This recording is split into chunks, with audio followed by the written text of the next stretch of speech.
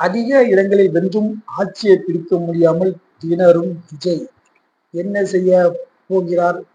அனைத்து கட்சி கால்களும் கிட்டத்தட்ட விழுந்தே விட்டார் என்று திமுக சொல்லும் அளவுக்கு அனைத்து கட்சிகளுக்கும், குறிப்பாக இபிஎஸ், அதிமுக, மதிமுக, மதிமுகவுக்கு கொடுக்கல போக மாட்டோம் அப்படின்னு சொல்லிட்டாங்க. அதே மாதிரி நம்மளுடைய காங்கிரஸ், அப்புறம் பாமக, சிபிஎம் எல்லா கட்சிகள்கிட்ட கிட்டத்தட்ட லெட்டர் எனக்கு ஆதரவு தாங்க அப்படின்னு லெட்டரை கொடுத்து விட்டதாகவும், கிட்டத்தட்ட காலிலே விழுந்து விட்டார் அப்படின்ட்டு திமுக விமர்சனம் செய்யற அளவுக்கு எல்லார்ட்டையும் ஆதரவு கோருகிறார். ஆனால் இந்த ஆதரவு எந்த விதத்தில் விஜய்க்கு பயனளிக்கும், யார் விஜய்க்கு ஆதரவு கொடுப்பார் என்பது ஒரு மிகப்பெரிய இடியாப்ப சிக்கலால் இருக்கிறது.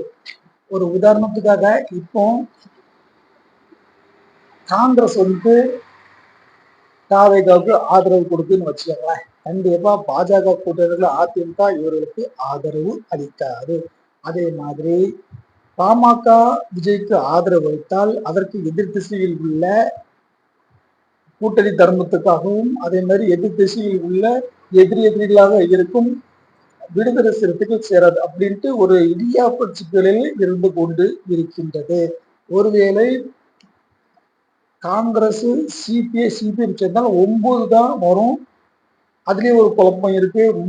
2-3 சீட்டுக்கு ஒரு மிகப்பெரிய ஒரு வெற்றிடம் ஆயிரும். அதுவும் 5 கால அந்த ஆட்சிக்கு கொண்டு போறதுக்கு எந்த அளவுக்கு பிரயோஜனமா இருக்குன்னு தெரியல. மொத்தத்துல விஜய் அவர்கள் ஆட்சி அதிகாரம் கையில கிடைத்துவிட்டு முதலமைச்சர் அவருக்கான வாய்ப்புகள் இருக்கு.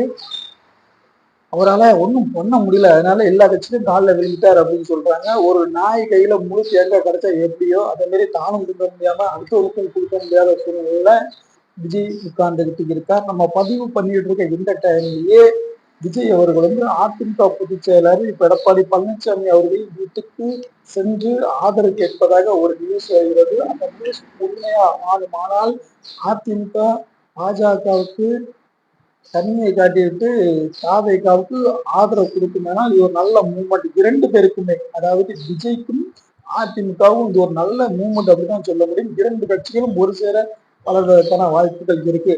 அதை தவிர்த்து சிறு கட்சிகளை மட்டுமே நம்பி கொண்டு கூட்டணி ஏற்படுத்தி கொண்டு தாவேகா வெற்றி பெறலாம் அப்படின்னு நினைத்தால் அது நீண்ட நாட்களுக்கு போறதுக்கான வாய்ப்புகள் கிடையாது. ஒரு வருஷம் வேணா கொண்டு போய்க்கலாம். அதுக்கப்புறம் நீண்ட கால 5 வருஷம் அந்த அரசியலை அவங்க மேல் மட்டமா கொண்டு போக முடியாது. ஆனால் அதிமுகவுடன் சேர்ந்து கொண்டால் இது சாத்தியம்.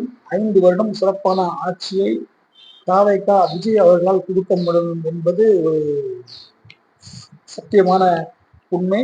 உண்மையிலே விஜயை ஒரு ஆக்டராகவும் விஜய் ஒரு நடிகராகவும் பார்த்த நாம் இன்று ஒரு அரசியல் மகானாக, ஏன்னா இது நல்ல மூவ் தானே. எடப்பாடி பழனிசாமி அவர் பார்க்க போறது ஒரு நல்ல மூவ் தான். எடப்பாடி பழனிசாமி ஆதரவை வாங்கிட்டாருன்னா எடப்பாடி பழனிசாமி கிங் மேக்கராகவும் இருப்பாரு, விஜய் அவர்கள் கிங்காவும் இருப்பாரு. அந்த கூட்டணியாச்சும் அடுத்து 5 வருஷத்துக்கு அசைக்க முடியாத ஒரு சூழ்நிலை வரும்.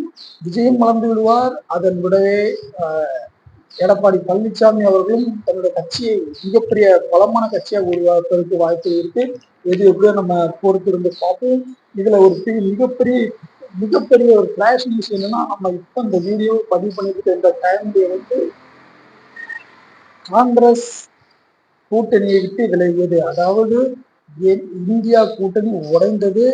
20 ஆண்டுகால அந்த கூட்டணி, திமுகவுடன் ஏற்பட்ட கூட்டணி உடைந்து விட்டது அப்படின்ட்டு நியூஸ் பிளாஷ் வருது.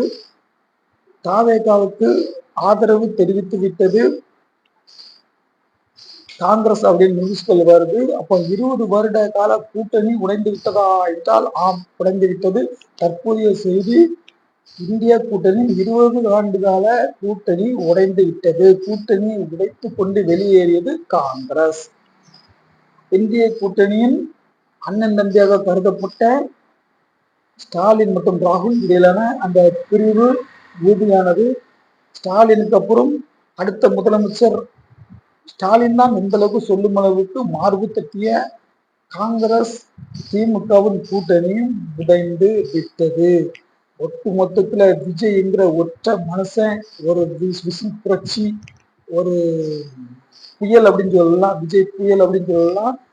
ரைட் ஹேண்ட் சைடுல பெரிய கூட்டணிகளை கொண்ட ஆலமரத்தையும் பிடிங்கிட்டு, லெப்ட் ஹேண்ட் சைடுல பல வருஷங்கள் ஆண்ட அதிமுகங்கிற ஆலமரையும் பிடிங்கிட்டு, மொத்தத்துல சிங்கிளா ஒரு சுனாமியா சிங்கிளா இருக்குது விஜய் அவர்களுடைய கட்சி என்பதில் எந்த ஒரு மாற்று கருத்தும் இல்லை. எப்படி தன்னுடைய கூட்டணி வியூகத்தை அமைத்து விஜய் அவர்கள் ஆட்சி செய்ய போறார் அப்படிங்கிறத நம்ம பார்க்க போறோம். மே 7ஆம் தேதி அவரு முதலமைச்சராக பதவி ஏற்பதற்கான எல்லா விழா ஏற்பாடும் நடைபெற்று கொண்டு இருக்கிறது.